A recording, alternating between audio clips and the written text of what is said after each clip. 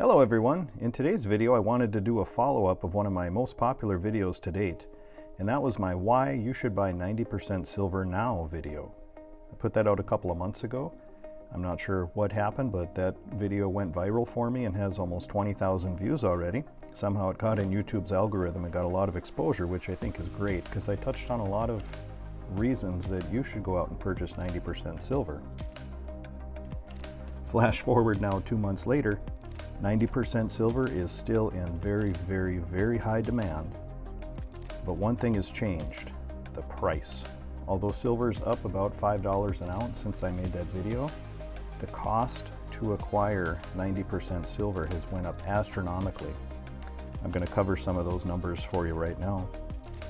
On some of the major bullion sites that I happen to pick out for this video, SD Bullion is currently charging $39.50 per ounce for 90% junk silver if you buy a $10 face value quantity. And all of these numbers that are going to appear here on the screen are based on a $10 face value quantity. But that's $39.50 for $1.40 face of 90%. If you haven't watched that video, you might not know what I'm talking about, but I'll put a link to that earlier video in the description here so you can check that out as well.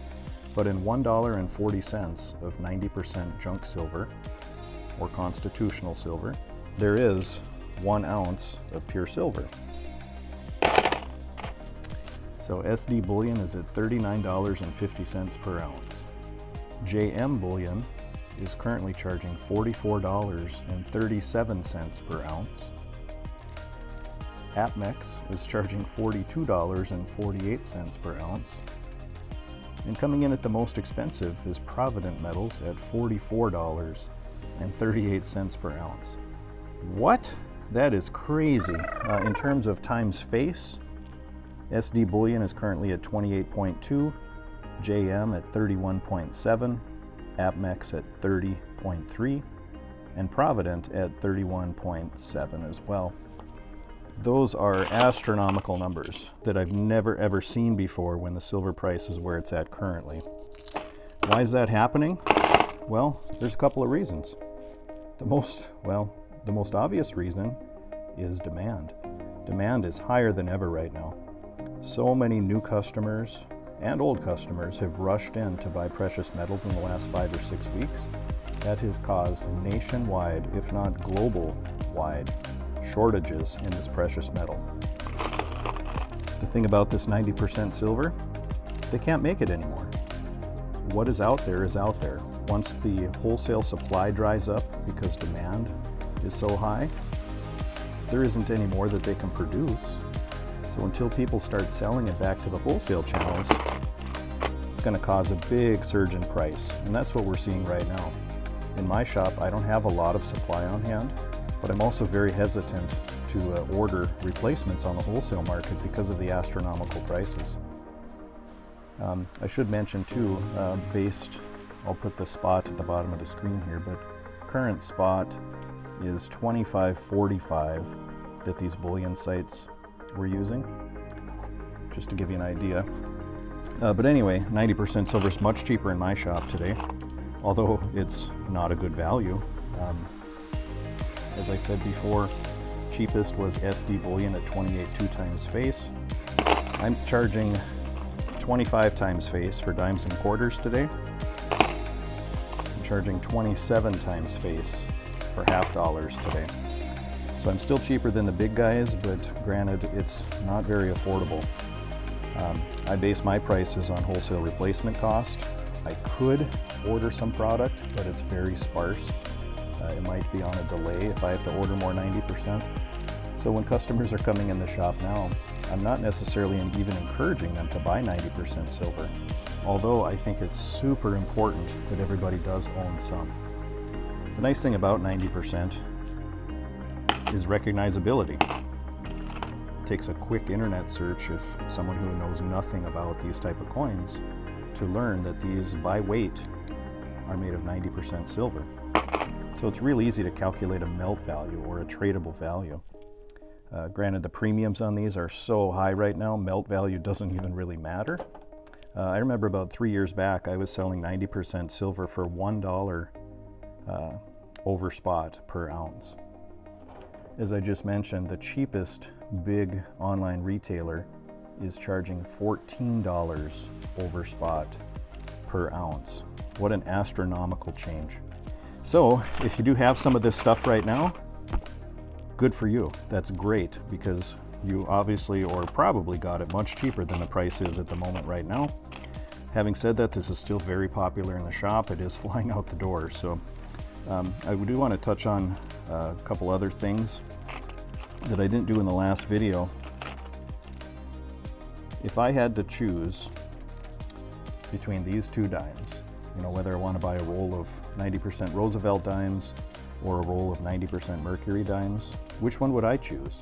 Well, it's actually kind of tough to answer because there's benefits to both. The benefits, as I touched on previously in a video, to getting the Roosevelt dime is there's going to be more silver. So if you buy 100 Roosevelt dimes and 100 Mercury dimes, the pile of Roosevelt dimes most likely is going to weigh more, therefore you have more silver weight. The nice thing about getting the Mercury dimes, you don't need to look at the date on them to know that they're silver. A dime from 2023 has the exact same design as this dime I'm holding up in front of you from the 1960s. So if it does come to bartering or selling, it'd be much easier and quicker to sell the Mercury head dime versus the Roosevelt junk silver dime, just because you wouldn't have to look at the dates on each coin. Same with half dollars. You know, we have 3 types of half dollars here. That one's kind of ugly, I'll get a different one. So we have a Walking Liberty half dollar, a Benjamin Franklin half dollar, and a John F. Kennedy half dollar. All of them are 90% silver. In my shop, they're all going to buy and sell for the same price because it's really just based on silver. But obviously the older the coin, the more wear. So if you start to acquire a lot of these and you end up selling by weight, you're going to have more silver by buying the 64 Kennedys versus the Walking Liberty halves or the Benjamin Franklin half. But once again, we have the same problem that we have with the dimes. If it comes to trading or bartering and you have a bunch of Kennedy half dollars, now you have to look at the date. Now there are other silver Kennedy half dollars minted from 1965 until 1970, but those are only 40% silver half dollars. The 90% silver half dollars, John F. Kennedy, were only made in 1964. So once again, by weight, these will have more silver in them than the other two, just because they typically have less wear because they didn't circulate as long. But you have to check the dates. So there's a con. As far as my favorite of these 3, I personally like the Franklin half dollars. It's kind of an in-betweener. They are all 90% silver. You do not have to check the dates versus having a Kennedy half. And they're usually not as worn as a Walking Liberty half. So typically you have most of your silver on these coins still, although there are some really worn ones out there. This one is much more worn. You can see how some of the details are worn away compared to that one, but it's going to be minute differences. But always pick out always pick out the nicest stuff out of the junk silver bins when you have the opportunity. There's a nice, almost uncirculated 1964 Kennedy half. One thing people don't consider, now granted I'm in Minot, North Dakota, so we are relatively close to Canada. It's only less than 2 hours away to our north. I do get a lot of this in the shop, and that's 80% Canadian silver. In terms of a value right now, it is such a better value than 90% US silver.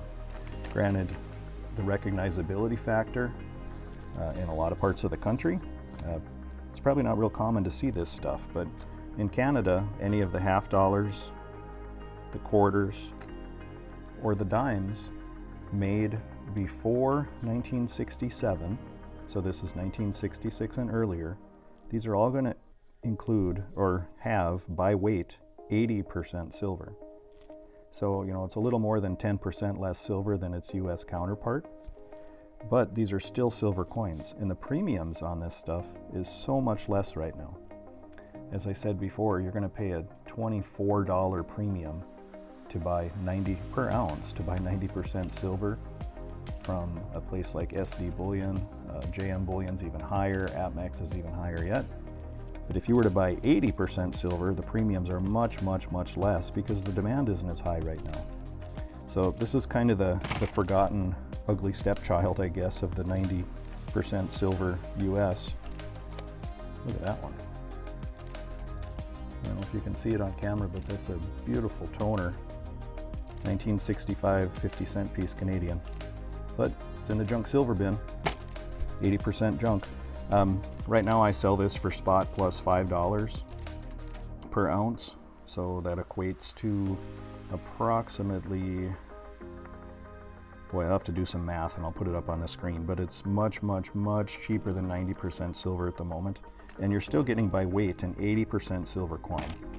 So if coin shops in your area have 80% Canadian silver, it's worth asking about it and checking it out, because in today's current market, the value is much, much better on 80% silver coinage. Having said that, should you run out and buy a bunch of 90% right now? Well, really that's up to you. If it were up to me, it's a tough decision, honestly. I would almost encourage people to wait until premiums come down. As premiums continue to rise, and spot price of silver has been up over 25 now for a couple of weeks. It's actually broke 26 and went backwards a little bit. But if silver continues to rise, more and more people are going to begin selling. So they're going to be selling their 90% silver. They're going to be selling their 999 silver back into the shops, back into the wholesale channels, back to the large online bullion retailers. When that happens, premiums are going to start to come down because they'll be able to start catching up on orders. Did you know that most wholesalers are 1 week backlogged or more just in the shipping department? Talking to my wholesalers that I use, and I don't use any of the online ones because they typically don't wholesale, they're retailing. But my wholesalers are backlogged at least a week just on shipping. On an average day, they might put out 50 to 100 packages. Well, over the last few weeks, that number has increased 8 to 12 fold. Now they're looking at 800 to 1200 packages they have to put out each day, yet they have the same manpower in their facility. So they have no choice other than to just get behind. So, having said that, should you buy 90%? I think everybody should own some. Should you buy it today? I'm a little hesitant to tell you to wait, because what could happen as the price continues to rise and people continue to sell or start to sell back, the premiums are going to come down, but spot price could end up much higher, so landed costs technically could be the same. So is it a great time to buy 90% at the moment? I'll leave that up for you to decide. But my favorite to buy always is basically just standard bullion. I do love government issued bullion. I'm a collector of it, you could say. I try to get one of every design of different countries. But at the moment, this by far is the best value. It's the best bang for your buck. Not necessarily these brands, but just generic privately minted silver. I got a kilo bar from the Royal Mint right here.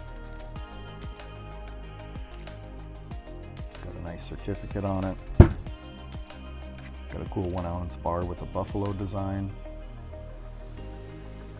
Nice frosty finish to it. We got some generic rounds scattered around. We got some sunshine, a Morgan silver dollar design. Probably seen that one before. Generic buffalo round. Bakken bullion 5 ounce bar. Got some wavy pour lines on that one. If you watch Yankee Stacking, this is a fun thing that Tim from Yankee Stacking's videos likes to say. This bar is Ital Preziosi. that's an Italian bar that's made. It's 10 ounce. Then we got another 3 ounce button from Bakken Bullion, very popular size. You can get these for under $100. So it kind of fits a lot of budgets, and you get 3 ounces of silver. So, but this is what I'm buying now, is just privately minted silver, because it is the best bang for the buck in a time where premiums are really astronomically high, in my opinion, and unprecedentedly high. This isn't a thing that we're really used to in this industry, but demand is just so high right now. It has driven up premiums, causing product delays. Speaking of product delays, yes, they're still happening. A big part of it is backlog and shipping, as I touched on earlier.